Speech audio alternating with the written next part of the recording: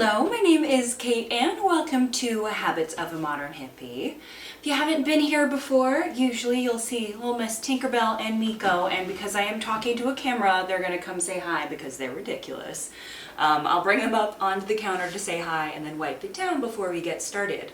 But we will be making fire cider today, which is not about puppies. You gonna come say hi? You gotta stay away from all that. So this is Miko. Hi, sweet girl. Hi. Down. All right, come here, Tink. Nah, Miko, you stay. Come on, say hi. And this is Tinkerbell. Hi, sweet girls. Yeah.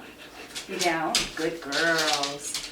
Well, yes, those are the puppies because they need to be on camera all of the time. I'm gonna wipe down and right back.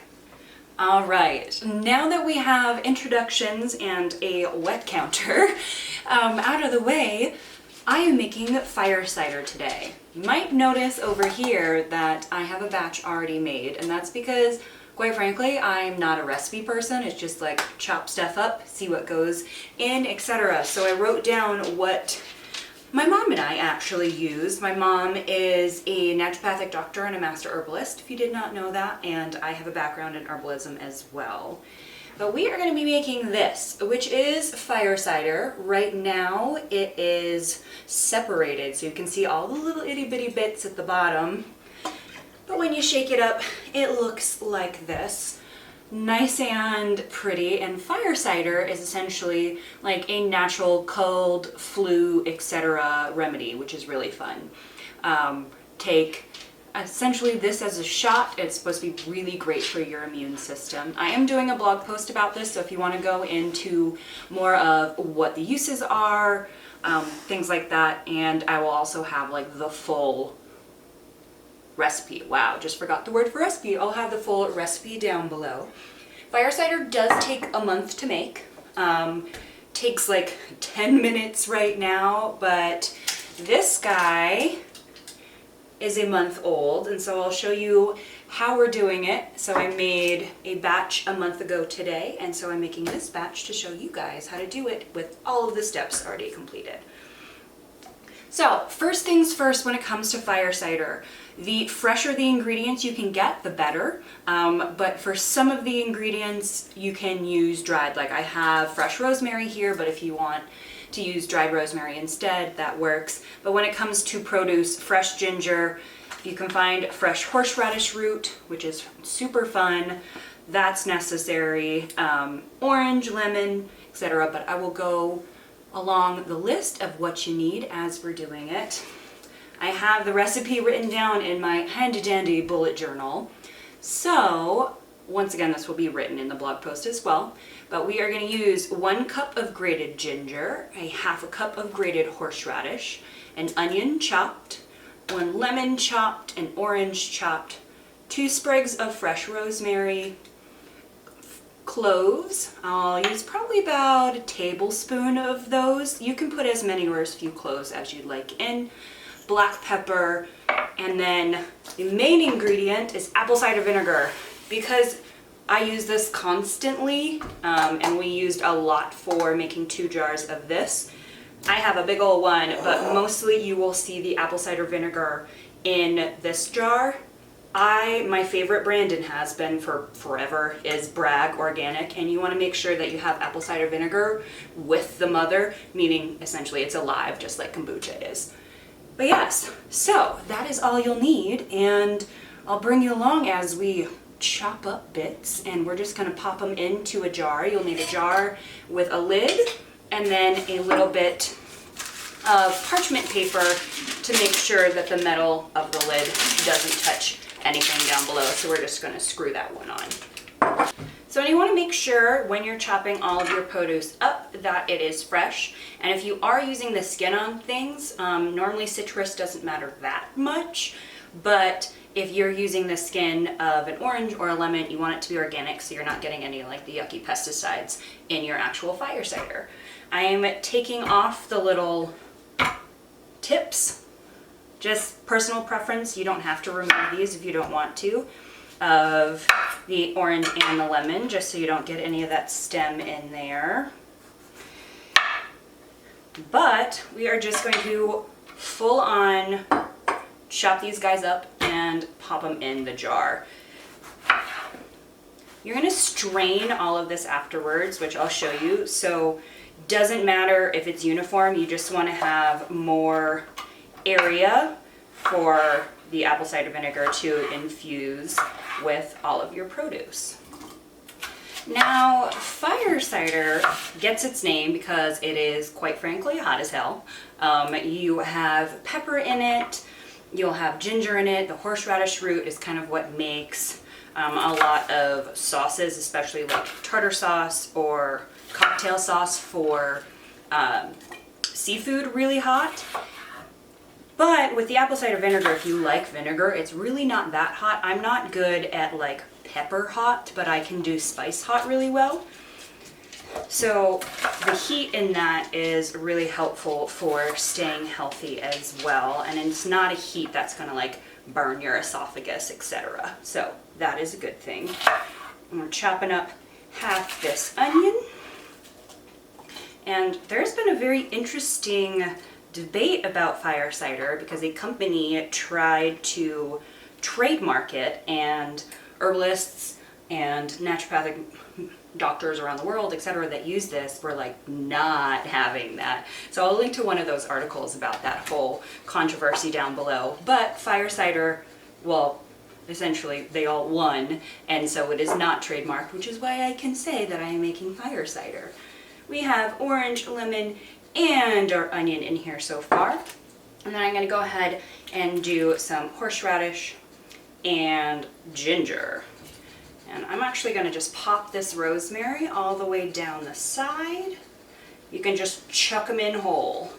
Fun tip, re-ginger. I don't know if you need to skin your ginger or not because it is all going to go through a sieve afterward. I just tend to like it. It makes it a little bit easier to grate. But if you use a spoon and just use the back side of the spoon, it's a really, really easy way to peel ginger without losing a lot of the ginger. A lot of times if you're going to use like a veggie peeler or like a knife, you're going to lose a lot of the fresh ginger that's in there, which is a bummer. So a spoon, because it's not going to dig down into the ginger, is a really great way. And because ginger has all these nooks and crannies, you can literally just get the spoon in there and it's going to help out.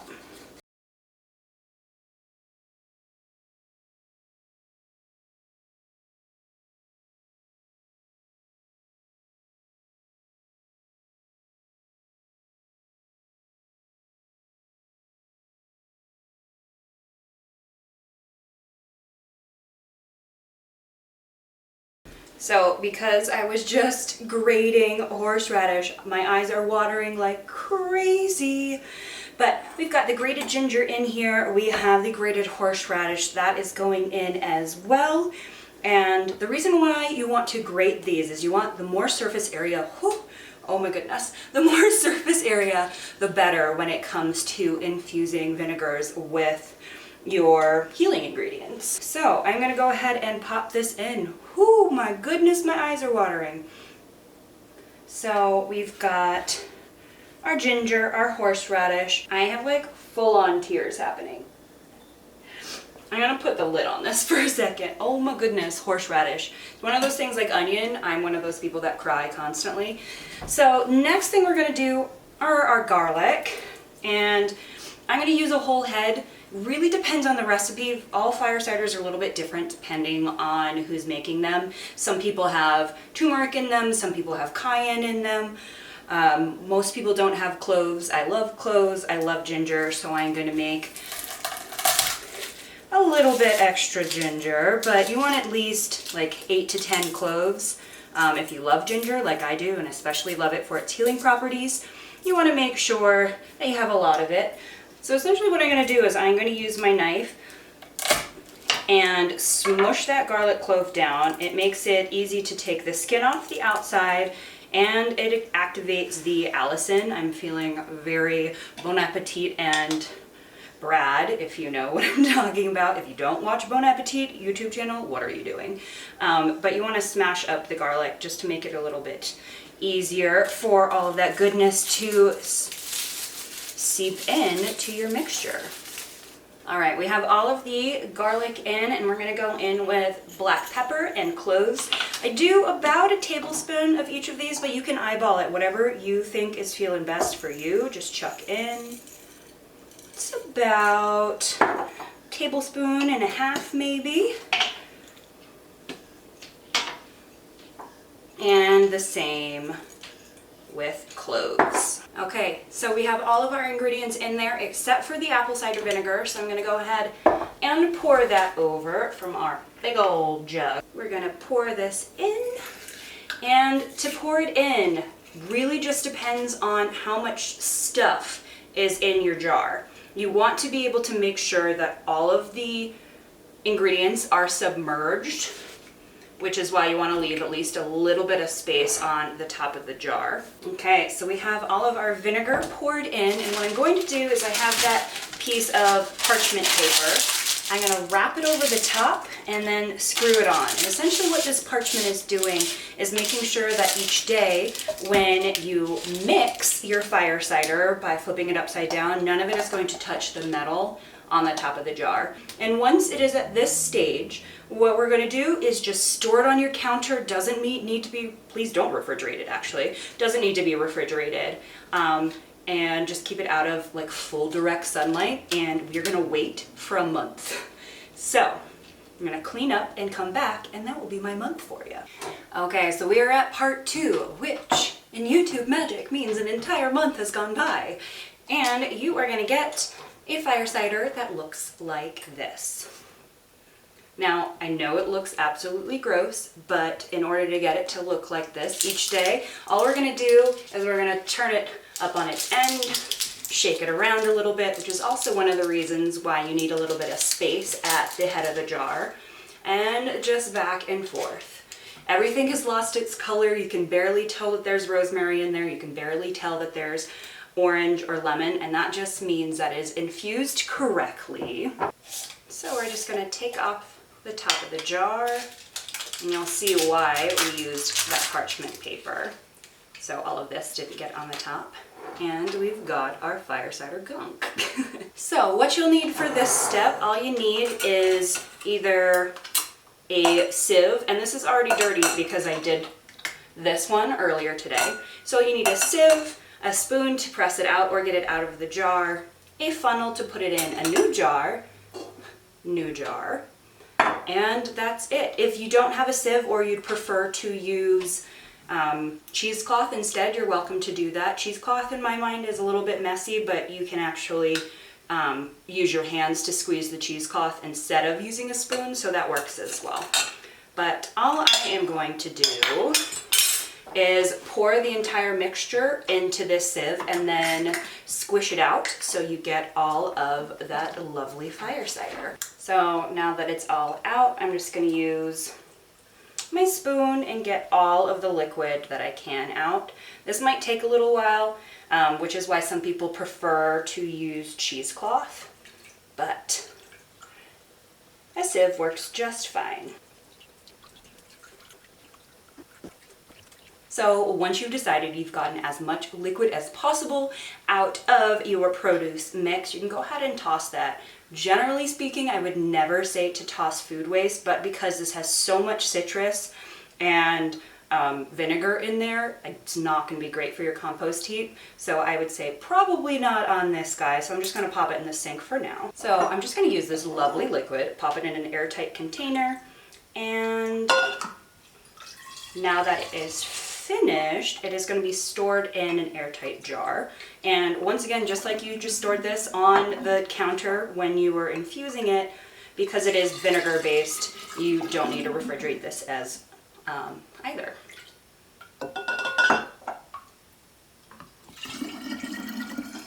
So this is what it looks like all mixed up, and this is what it looks like separated. I'll put a shot in there so you can see the difference. But that is your fire cider good to go. Either a spoonful or a little shot glass full of this guy, and try to keep yourself healthy. The other thing is, I like this how it is, but for people who are sensitive to heat or spice, especially ginger and horseradish, You can add in raw honey here as well, as much as you need. Most recipes say maybe a quarter to a half a cup if you need it sweeter, and honey is also really great for healing as well. But I love the heat that comes along with this, so honey is not necessary, but just do it to your own taste. But yes, that is fire cider all done and dusted. I will have an entire another fire cider ready to go in a month from now. And once again, if you want to see any of this written out, etc., all of the ingredients explained as to why they're in there, check out my blog post. We'll put that in the first link. But yes, thank you guys so much for watching. If you haven't already, hit that like button and subscribe down below, and we will see you again soon. Hey girls, do you want to come say goodbye? Yeah? Can you say a woo? No? Please? You're not going to? How about Tinkerbell? Come here. Come on. Yeah, can you say goodbye? They're like, this video was not about me. Bye-bye, guys.